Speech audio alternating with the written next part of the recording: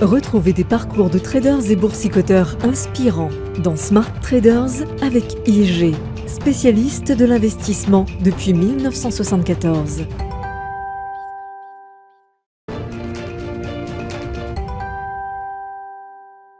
Bonjour à tous, aujourd'hui dans Smart Trader, on revient sur la folie spéculative qui a concerné le titre GameStop début 2021.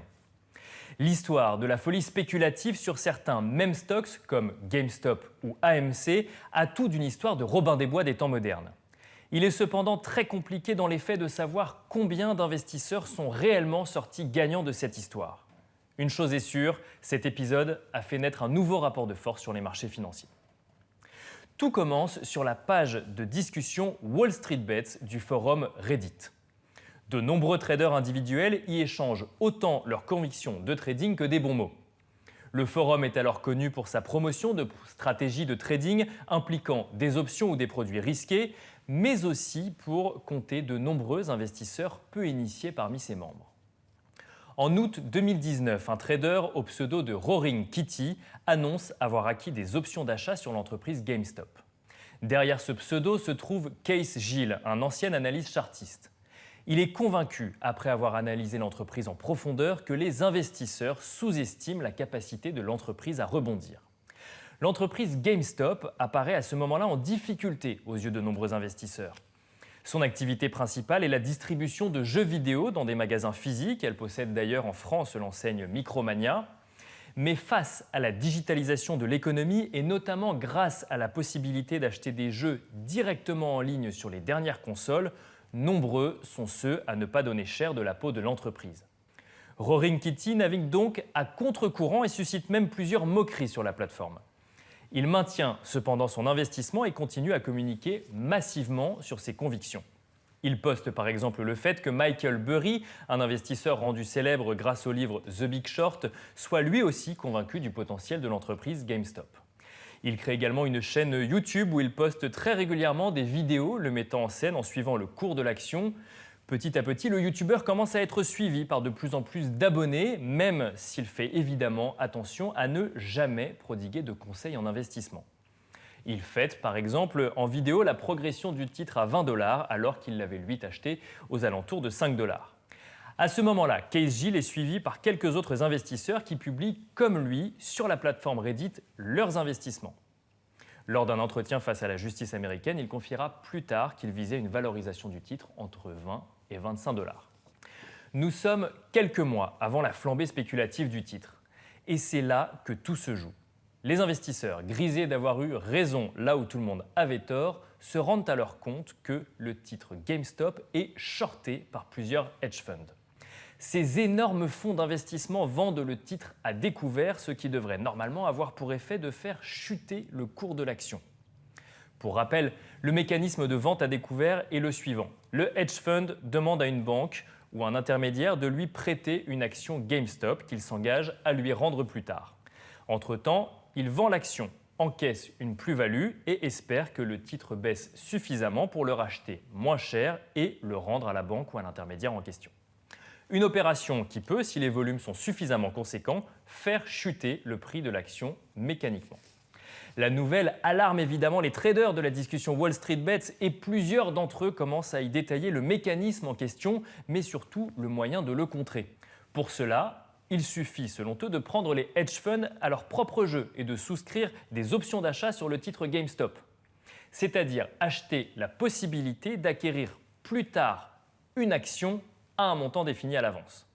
Pour proposer ce type de produit, les brokers par lesquels passent les investisseurs sont obligés de se couvrir et d'acheter eux-mêmes les actions en question afin de pouvoir effectivement les proposer si les options sont exercées. La plateforme s'emballe alors et une sorte de mouvement de foule numérique se décide d'engager un bras de fer. Un bras de fer dont l'objectif est de donner une leçon à ces hedge funds. Des milliers, puis des millions d'investisseurs individuels souscrivent alors des options d'achat ou achètent directement les actions GameStop.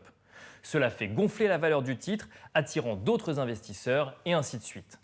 Si le titre valait 5 $ en 2020, s'il était monté à 20 $ à la fin de l'année, le 28 janvier 2021, il grimpe en séance jusqu'à 482 $.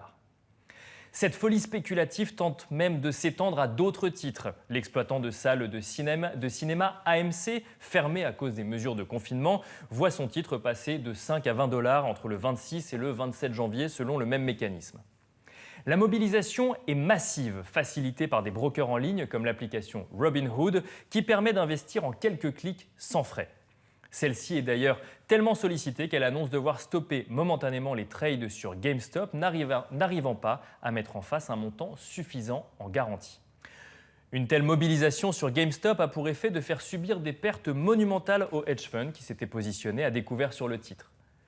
Le fonds Melvin Capital, par exemple, est obligé de demander à des concurrents de renflouer ses caisses. C'est une victoire pour les investisseurs particuliers qui pointent d'ailleurs du doigt que l'un des deux fonds venus au secours de Melvin Capital est aussi l'un des deux plus gros clients de l'application Robinhood, celle-là même qui a stoppé les trades sur les titres GameStop l'espace d'une journée au plus fort de la folie spéculative. Attention tout de même, si ces hedge funds comme Melvin Capital ont été les grands perdants de cette histoire, de nombreux particuliers ayant acheté des actions GameStop ont eux aussi perdu beaucoup d'argent. En effet, n'oublions pas que ces mouvements de marché favorisent ceux qui sont entrés lorsque le titre valait peu, mais pour l'investisseur qui entre sur le titre au plus fort de la folie spéculative, la chute peut être brutale et les pertes peuvent être colossales. Retrouvez des parcours de traders et boursicoteurs inspirants dans Smart Traders avec IG, spécialiste de l'investissement depuis 1974.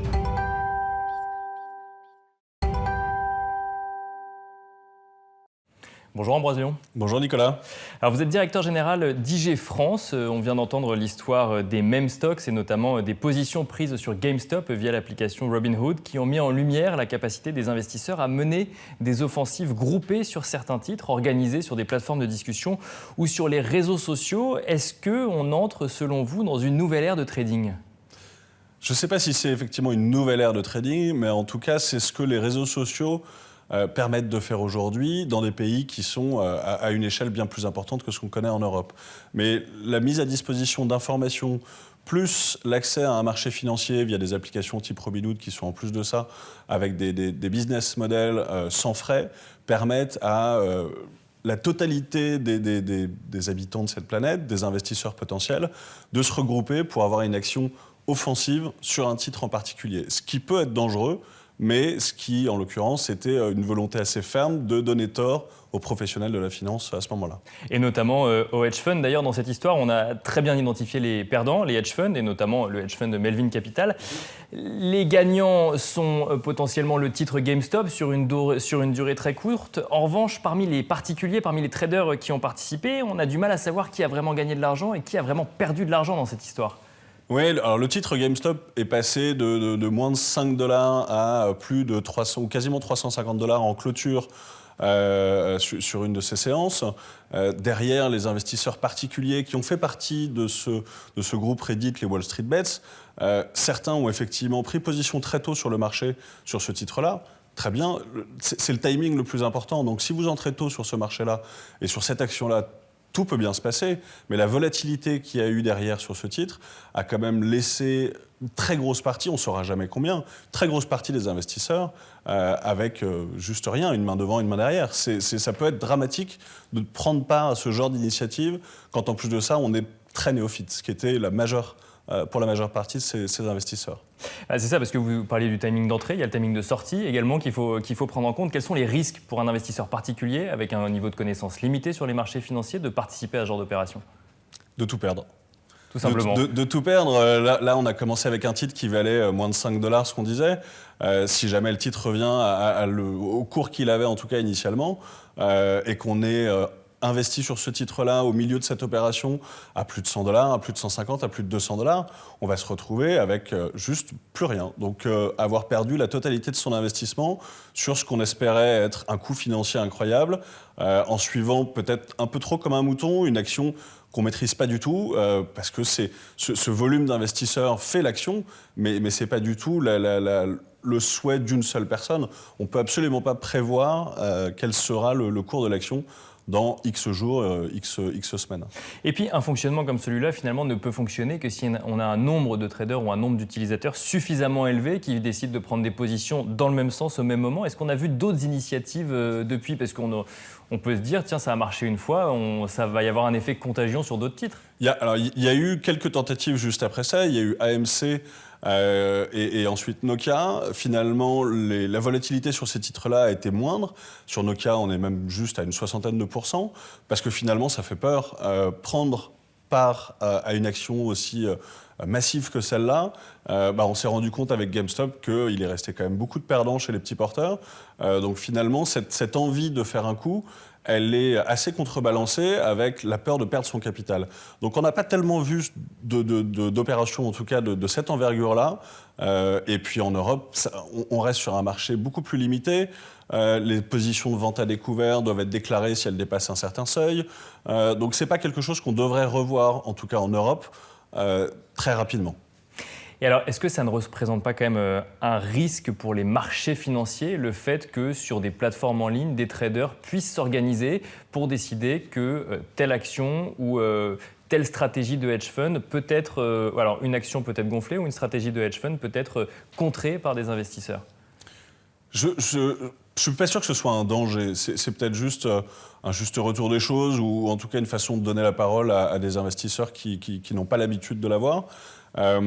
Les régulateurs, que ce soit en Europe ou même en France, je pense, se saisiront de ce genre de procédés à l'avenir, parce qu'évidemment, ça influe sur le marché de façon pas contre nature, mais on se retrouve avec une action très indépendante de la vie de l'entreprise.